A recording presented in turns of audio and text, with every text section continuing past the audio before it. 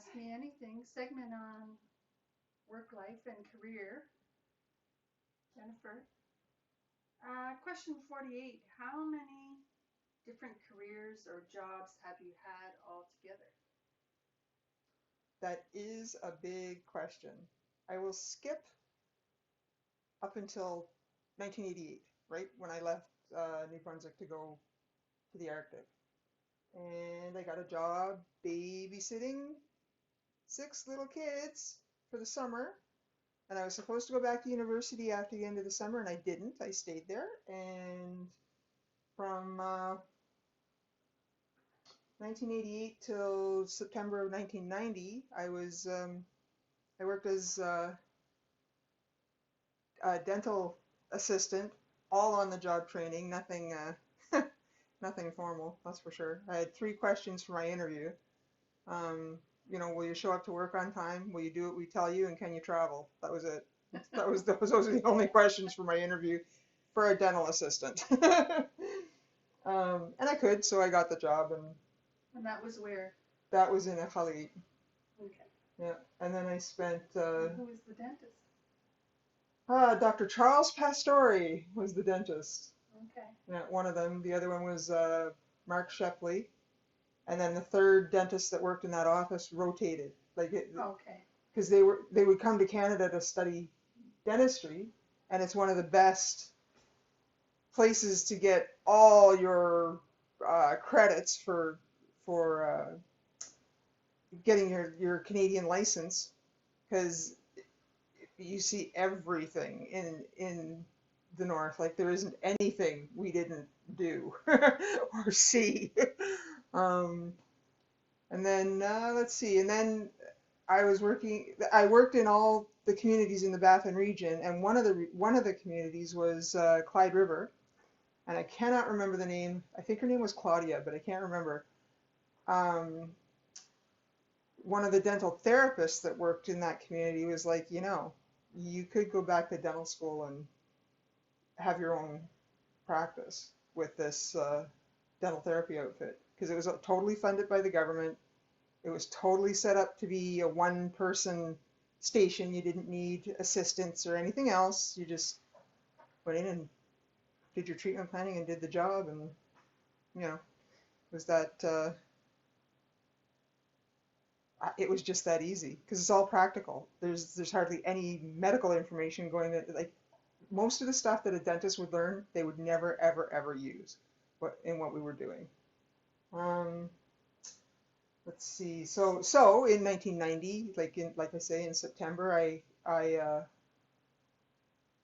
uh, took a chance and applied. They only accept like 30 students a year, and they get hundreds of applications. So Who'd you apply to?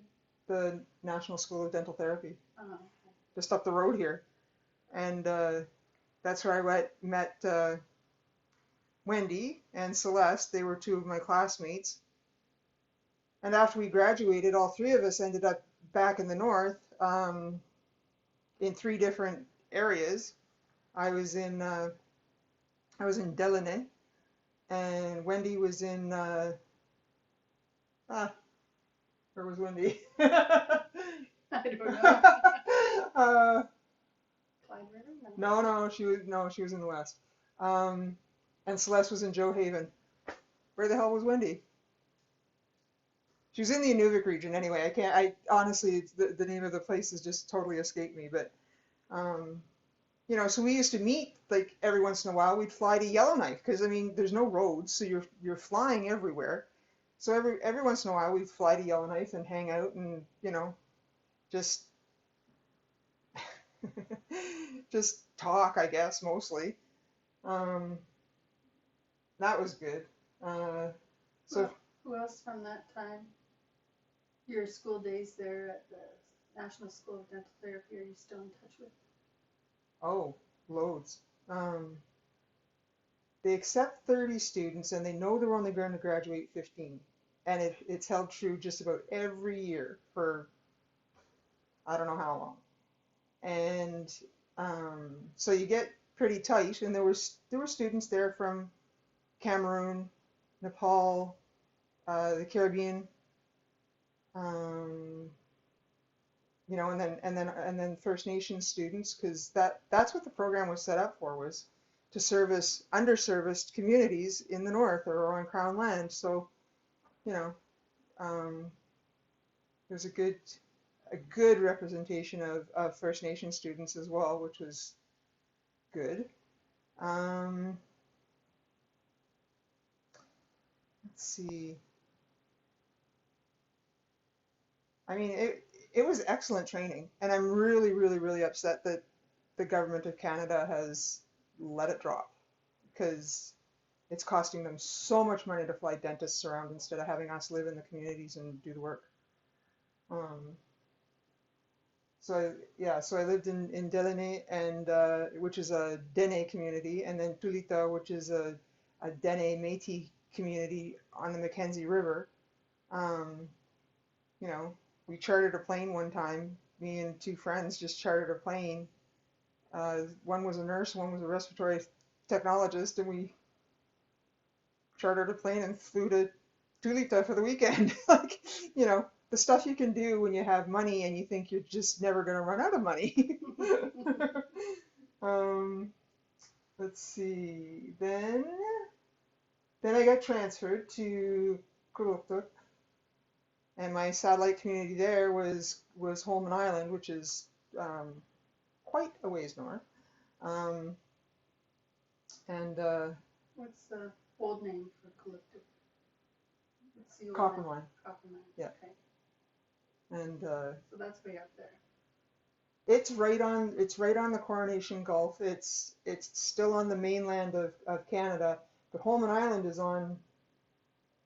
actually, it is an island, but it's right next to a bigger island. Like, um, and they had oh man, they had like great sunsets, and there's no trees, of course, like not there's no trees to be seen within a long way. So it's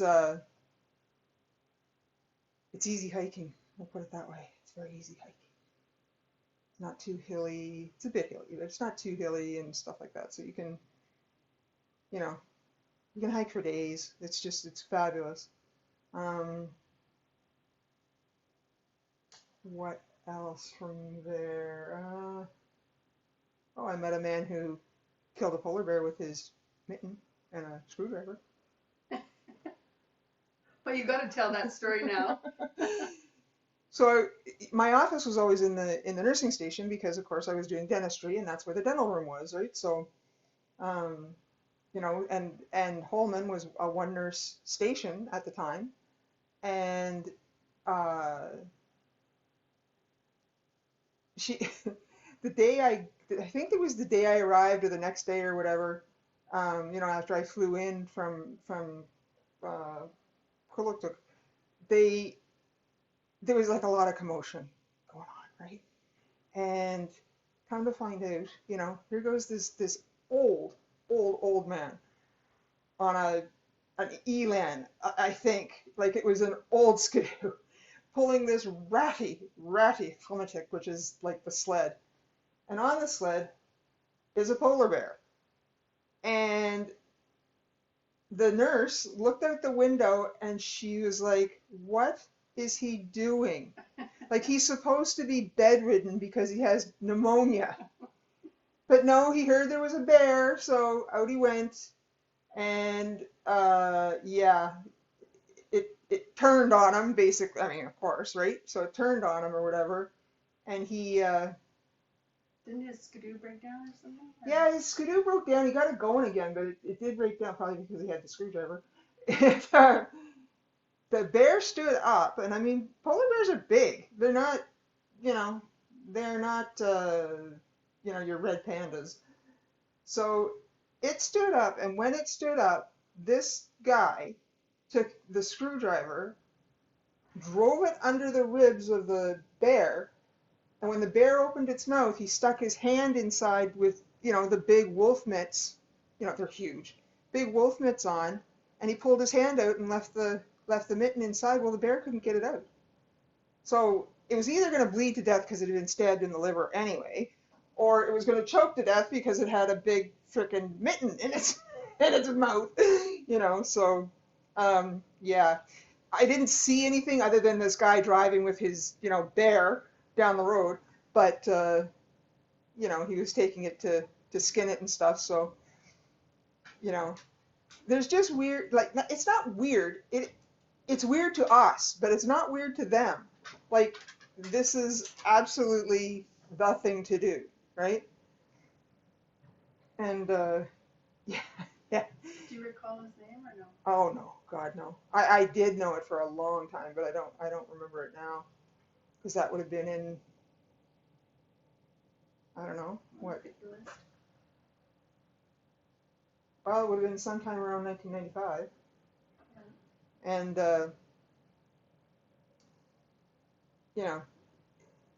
a little later on, I was still working in Coppermine, and two teachers that I worked with, they asked if I wanted to go hiking with them on Ellesmere Island, which is way far north. Um, and I was like, yeah, sure. We're all off in the summer, so we did that, and uh, yeah, I've had some excellent vacation uh, opportunities, but I've also had like just some amazing work related opportunities as well. Um, every year for 6 or 7 years, I celebrated my birthday in a different community. It's just the way it worked out. Um, what else? Oh, when I did work for the dental clinic in Iqaluit, when we had to travel right to the different communities. Well, my very first travel was to a place called Pond Inlet, and Mark Shepley, the one dentist, he overslept. So all the dental stuff was in the airport at the gate, ready to be loaded onto the plane. And I'm like, and this was my fourth day of work. I hadn't worked there at all. It's my fourth day of work. And, the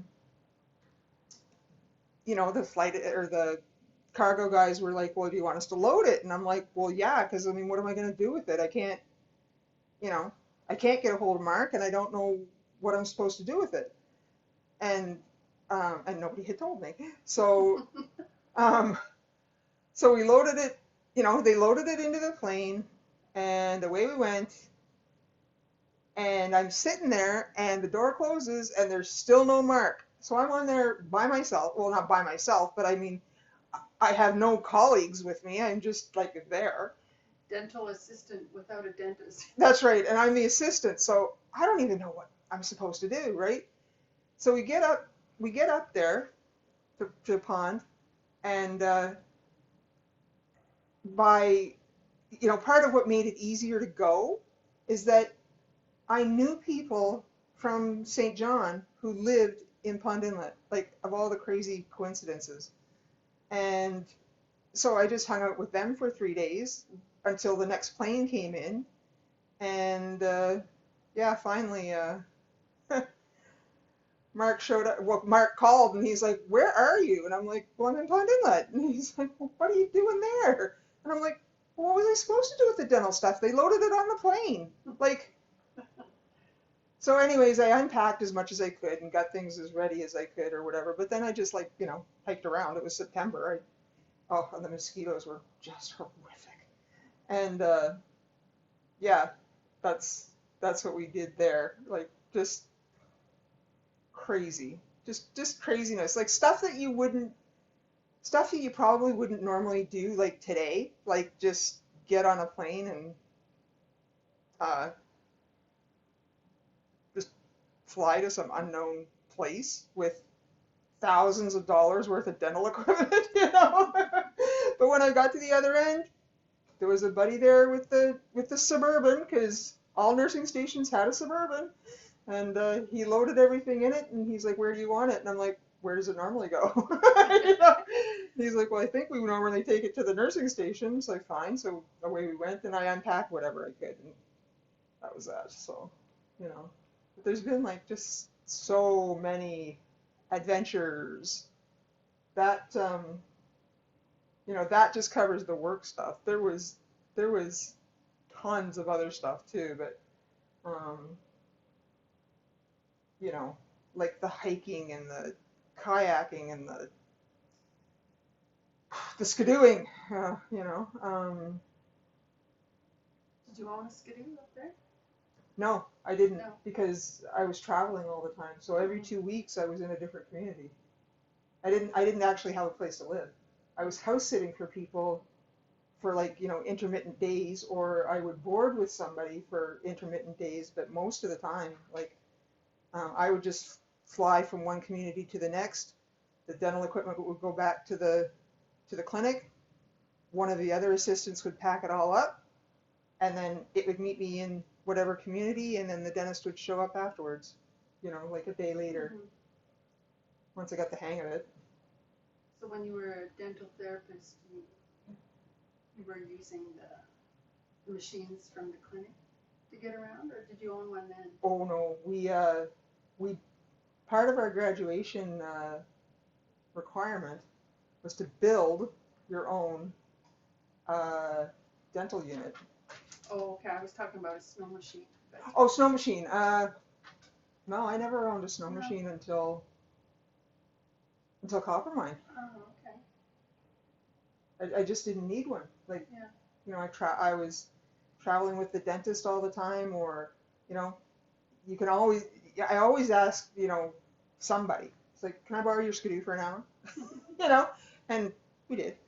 Um, Is that where you met Rachel up in Coppermouth? Yep.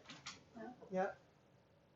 Rachel and Corey and Tanara and, oh geez, so many people. So many people. But yeah, we had a lot of fun. I will say we had a lot of fun. There was a lot of work, but it was uh,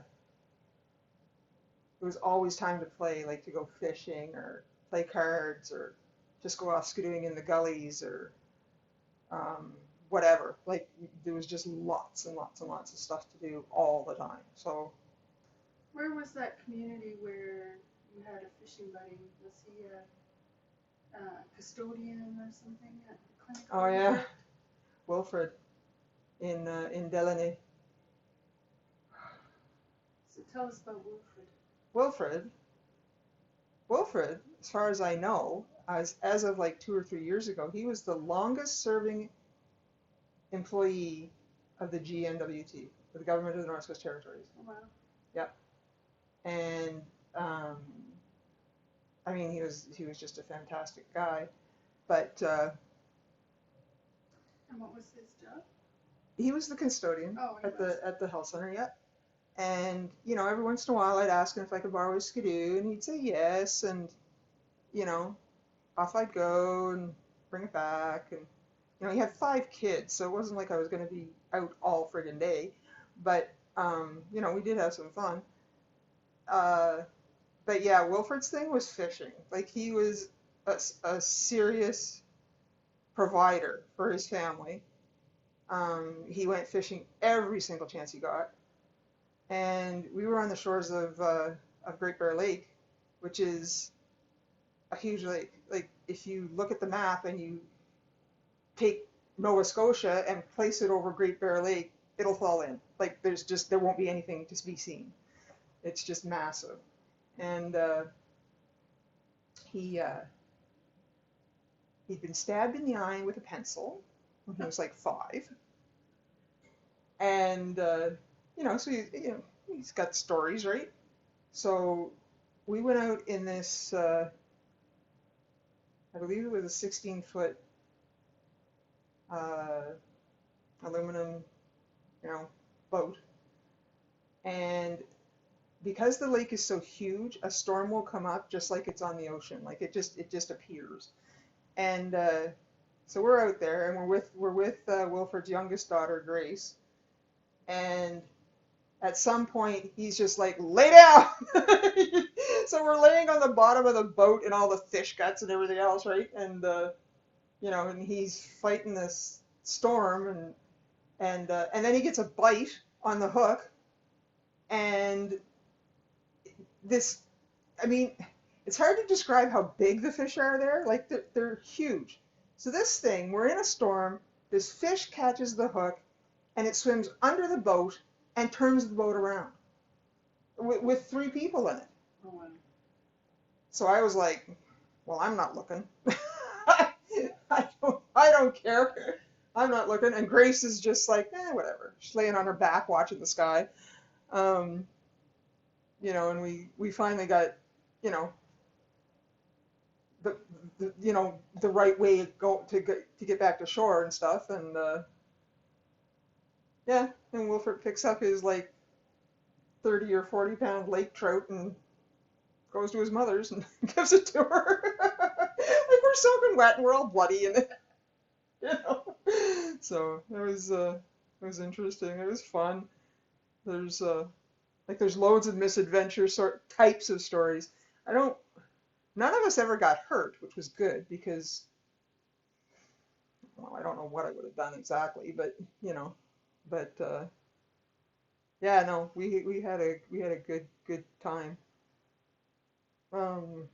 When I was traveling with Charles one time, I believe it was Charles. No, it wasn't either. It was Mark. And we like Grease Fjord is it Grease Fjord. Grease Fjord is the is Canada's northernmost community. And you there's only one flight a week. And even though it's only one flight a week, when you fly out, you don't fly back to Hawaii. You fly to Resolute Bay where you have to overnight again and then fly on. So Ken Borak Air, it's a Twin Otter company. We landed, and the RCMP drove us to the near the hotel, and he's like, you might have to find a different place to stay. And it's like, really? Like, this community has 88 people in it. Where are we supposed to stay? And um, yeah, one of the guests had been coming down the stairs. It's basically a house. Is the hotel, right? It's a house with like 6 rooms or something. So the guy's coming down the stairs, and he hears this banging on the door, and uh, as he's getting to the bottom of the stairs, a polar bear, pushes the door in on him. So he's under the door, and the bear doesn't, is a little confused by all this. But what it wants is to get to the back of the hotel because that's where the kitchen is, and it smelled pretty good, I guess. So yeah, it ransacked the entire thing. Everybody was fine, nobody got hurt, but you know, it totally trashed the hotel. Like it was just, I couldn't believe the damage that could be done to a freezer door, like an industrial freezer door by a bear. It was crazy. Um, so we did. I think we stayed with the nurse. Like Makes sense. I can't totally remember, where we actually stayed, but I do remember that I turned 20 that weekend, and the nurse was from Jamaica, and she had a few, like um, instruments or whatever, right? And she was determined that we were going to party, the three of us. No alcohol. We were just going to party. And, so we did. It was a good time For your 20th. for my 20th birthday. Yeah, Nice. yeah. So that would have been 89. 89. Yeah. March of 89. And when did you finally leave the north and come back south? In 97, like late-ish in 97. Yeah, I moved to Edmonton. And from that point on, uh, like there's the BC period, the before Carolyn period, and then there's the, you know, BC period, I guess, the after Carolyn period. So 1997, around 98 in there was the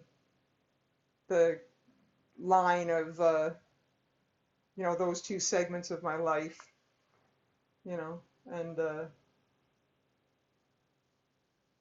yeah, I mean, it couldn't have been any more different. But anyway, that's all I've got to say for right now. There's more, but that'll be the AC part.